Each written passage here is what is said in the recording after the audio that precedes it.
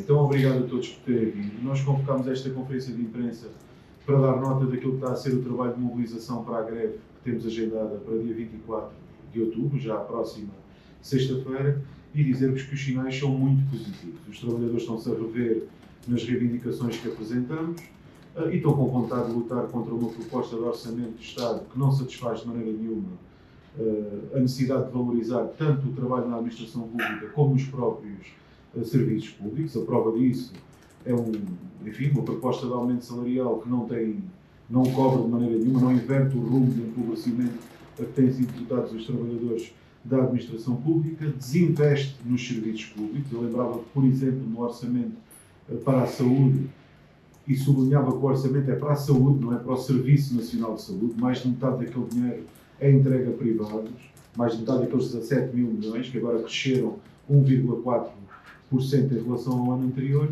valor esse que fica abaixo da inflação prevista pelo próprio Governo, que cifra nos 2,1%, cerca de 2,1%. Quer isto dizer que é um orçamento de desinvestimento nos serviços públicos, objetivamente. Isto traz o acentuar daquilo que nós temos vindo a denunciar. Degradação das condições de trabalho, dificuldade dos trabalhadores da administração pública em prestar um bom serviço público às populações. Por outro lado, não responde a questões elementares, como a necessidade de valorização do trabalho na administração pública. Não é admissível que um trabalhador que entra hoje para a administração pública, para além de iniciar a sua carreira com salários baixos, tenha uma perspectiva de progressão absolutamente miserável durante toda a vida. É precisamente por isso que há muitos concursos públicos que ficam desertos, é por isso que não se consegue recrutar em algumas áreas específicas da administração pública, é por isso que se assiste a uma fuga de quadros qualificados da administração pública. Não é milagre, é mesmo por opção política dos sucessivos governos. Em relação à greve, prevemos, para além daquilo que vai ser evidente para a população, que vai haver muitas escolas fechadas em todo o país, vai haver perturbações nos serviços de saúde, vai haver também perturbações em serviços que não costumam ter uma visibilidade tão grande. Prevemos uma forte adesão nos tribunais, em todo o setor da justiça, aliás, nas autarquias locais, serviços centrais da administração pública, cultura, enfim, nos monumentos, um conjunto de serviços públicos que vão estar afetados nesta greve. Portanto, o que estamos à espera é de uma das maiores greves que vivemos nos últimos anos na administração pública, e o único culpado disto é o Governo. O Governo que inicia um processo negocial atempadamente, no dia 26 de setembro, depois resolve apresentar o Orçamento de Estado antes de marcar a próxima reunião, que ocorreu já, era conhecida a proposta do Orçamento de Estado, e que marca a continuação da luta, marca a continuação das negociações para depois da votação na generalidade do Orçamento de Estado. A próxima reunião com o Governo vai acontecer já depois da votação na generalidade do Orçamento do Estado, o que é revelador da falta de vontade de negociar que este Governo tem. Ainda assim, este dia 24 vai ser uma grande greve e vai obrigar o Governo, se tiver bom senso, a perceber que está a comprar conflito social e que ele não vai parar por aqui naturalmente, porque os trabalhadores exigem políticas diferentes das que têm sido postas em prática até hoje. Este Governo apresenta um pacote laboral que é vergonhoso, tem 100 e tal medidas, nenhuma delas valoriza os direitos dos trabalhadores, da administração pública e do setor privado. Apresenta uma reforma do Estado que não é uma reforma do Estado, é uma terraplanagem de serviços públicos, pelo menos na parte que se conhece até agora, que é sobretudo na área da educação, e o que o Governo está a fazer com isso é comprar a luta dos trabalhadores, para além, obviamente, do processo negocial estar absolutamente inquinado à partida, pelos motivos que apontei há pouco. Quando pergunta-se se consideramos que esta luta vai alterar a vontade do Governo, nós temos uma certeza.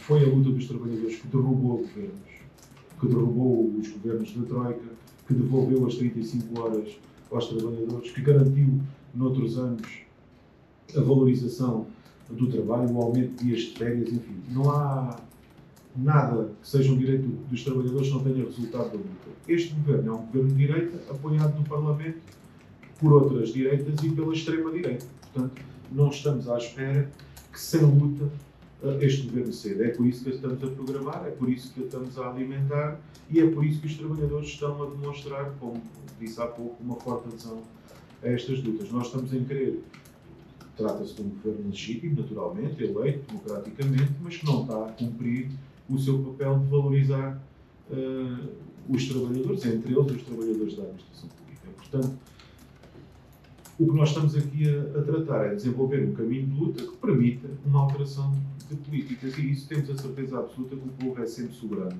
seja lá ele de que, enfim, de trabalho ou de trabalhar. E, portanto, neste caso, estamos a falar dos trabalhadores da administração pública, são mais de 760 mil pessoas, que têm um peso muito grande na sociedade portuguesa, que têm um papel fundamental na satisfação de necessidades básicas e que vão estar em luta. Se o governo não tem isto em atenção, trata-se de uma miopia muito grave.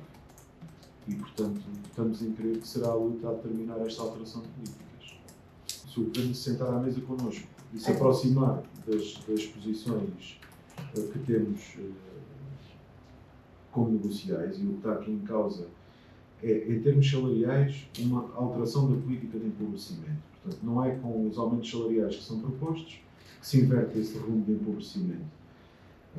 E temos, aliás, propostas que não custam um cêntimo. Eu gostava de frisar isto. Uma delas, e a fundamental, é a devolução do vínculo público de nomeação aos trabalhadores da administração pública.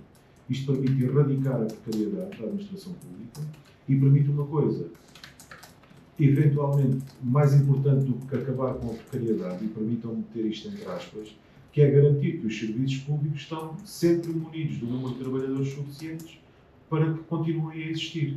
Tendo em conta a reforma do Estado, cuja ideia é destruir serviços públicos, privatizar e relegar para outros aquilo que são as suas responsabilidades, isso hoje é de uma importância capital, garantir esse vínculo a todos os trabalhadores da administração pública. Esta medida não custa dinheiro nenhum, 0 cêntimos no Orçamento de Estado. Portanto, o que está aqui em causa é se ela não há vontade política. Temos também o sistema de avaliação como um entrave ao desenvolvimento profissional e salarial dos trabalhadores que este governo não quer mexer. Portanto, respondendo muito diretamente à sua pergunta, esta greve tem condições para ser desconvocada. Nós não fazemos greves porque sim, não é? Fazemos greve para lutar por objetivos, assim o governo venha de encontro à nossa vontade. Agora, com uma reunião marcada para dia 29 é difícil, naturalmente. Queria também perguntar que impacto para as contas públicas é que tem um aumento que vocês têm de 15%, que estão a reivindicar. E não acha que iria comprometer o orçamento de Estado que foi proposto, visto que só está previsto um excedente orçamental de 0,0%? Sim, põe em causa o orçamento de Estado que está colocado se o orçamento de Estado, a proposta do orçamento para 2026, mantiver 1,7 mil milhões de euros de borlas fiscais para as empresas, se mantiver uma quebra no IRC de 300 milhões de euros, se garantir um aumento de 25% para as parcerias público-privadas e 30% no caso das parcerias público-privadas da saúde. Portanto, a resposta é sim.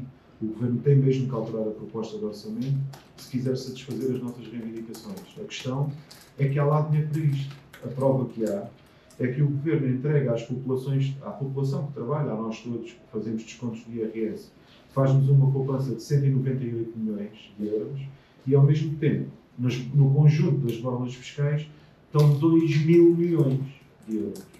Isto não é uma questão de falta de dinheiro, é uma questão clara de opção política. Portanto, respondendo à sua pergunta, sim, o Governo teria que alterar o Orçamento de Estado em linha com uma alteração de políticas que favoreça o reforço dos serviços públicos, o investimento público, desde logo, e a melhoria de condições de quem trabalha na administração pública. Entre outras, quer dizer, estes 50 milhões que vão servir para alimentar a máquina da guerra, aliado ao crescimento na área da defesa superior a 14%, se a memória não me falha, ao mesmo tempo que aumenta o Serviço Nacional de Saúde em 1,5%, não chega a 1,5%, leva a crer que nós estamos hoje em Portugal com mais problemas de segurança do que de saúde. Isso não é verdade. Portanto, há aqui um conjunto muito grande de verbas do Orçamento de Estado que estão a ser, do nosso ponto de vista, muito mal empregos, porque não vão servir a população. Perguntamos claramente ao Governo em que é que estes 2 mil milhões de borlas fiscais, entre descidas do IRC e benefícios fiscais diretos e indiretos, o que é que isto acrescenta à população portuguesa? O que é que isto melhora o acesso à saúde? O que é que isto melhora a educação? O que é que isto melhora A Segurança Social, nada. Estamos a mandar 2 mil milhões de euros para os bolsos, porque já está cheio de dinheiro. E as pessoas têm dificuldade em chegar ao fim do mês, têm dificuldade em acesso à saúde, não conseguem ter médico de família, não conseguem ter enfermeiro de família, veem dificuldades em meter os filhos nas creches. Isto é resultado de políticas públicas contra os interesses dos trabalhadores. Sobre o quadro parlamentar, ele é o que é, não é? Temos uma correlação de forças no Parlamento que dá uma força muito grande à direita, que nunca tinha tido, não é? Nesta dimensão e em democracia. E depois temos partidos que se dizem de esquerda, como é o caso do Partido Socialista, que opta por fazer uma coisa que é uma absoluta novidade, não é? Uma abstenção exigente. É uma abstenção exigente que vai permitir aprovar o orçamento caso não mude de opinião, ainda vai a tempo de o fazer, entendemos nós. Agora, o processo político não diz respeito apenas ao Parlamento, não é? E o Parlamento é condicionado, e o próprio Governo e os partidos que o apoiam é condicionado por aquilo que vai ser a luta de massas. E a luta de massas na administração pública, a grande, que vai acontecer brevemente é esta, dia 24, e a seguir seguem-se outras, não é? Como sabemos, já convocadas até pela CGTP, estrutura da qual uma grande parte dos nossos sindicatos fazem parte, ainda que não seja a frente comum uma estrutura da CGTP. Portanto, a luta vai continuar e vai se agudizar contra estas políticas.